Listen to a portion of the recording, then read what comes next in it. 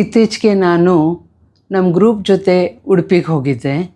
ಉಡುಪಿನಲ್ಲಿ ನಮ್ಮ ಗ್ರೂಪ್ಗೆ ಭಗವದ್ಗೀತಾ ಪಾರಾಯಣ ಮಾಡೋದಕ್ಕೆ ಗೀತಾ ಮಂದಿರದಲ್ಲಿ ಅವಕಾಶ ಮಾಡಿಕೊಟ್ಟಿದ್ರು.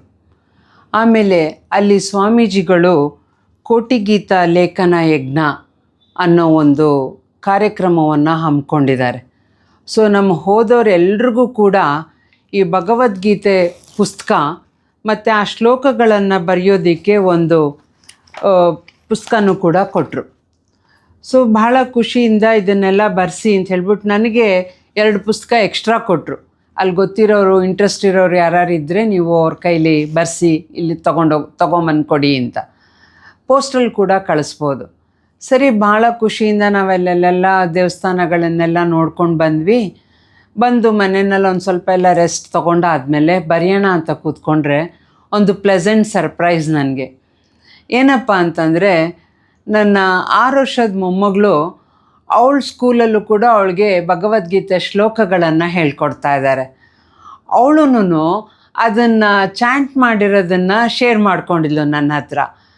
ನಾನು ಬರೆಯೋಕ್ಕೆ ಶುರು ಮಾಡೋಕ್ಕೂ ಅವಳಲ್ಲಿ ಶುರು ಮಾಡಿರೋದಕ್ಕೂ ಬಹಳ ಒಂಥರ ಸರ್ಪ್ರೈಸಿಂಗ್ ಕೋಇನ್ಸಿಡೆನ್ಸ್ ಅಂತ ಅನ್ನಿಸ್ತು.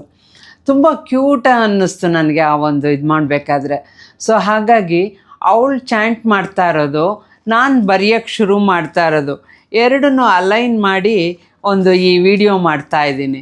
ಅವಳು ಮೊದಲನೇ ಶ್ಲೋಕ ಚಾಂಟ್ ಮಾಡ್ತಾ ಇದ್ದಾಳೆ, ಹಾಗೆಯೇ ನಾನು ಅದನ್ನು ಬರೆಯೋದಕ್ಕೆ ಶುರು ಮಾಡಿದ್ದೀನಿ. ಭಗವದ್ಗೀತಾ ಚಾಪ್ಟರ್ 1 ಶ್ಲೋಕ ನಂಬರ್ 1.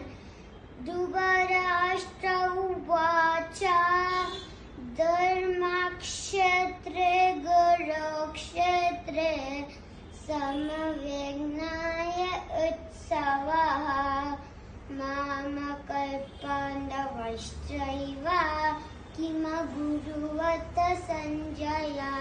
ಭಗವದ್ಗೀತಾ ಚಾಪ್ಟರ್ 1 ಶ್ಲೋಕ ನಂಬರ್ 3. ಪಶ್ಯಾಂ ಪಾಂಡುಪುತ್ರಾನ್ ಆಚಾರ್ಯಮುದೀಚ್ಯಮು ಯೂಯಂ ದ್ರುಪದಪುತ್ರೇಣ ತವ ಶಿಷ್ಯೇನ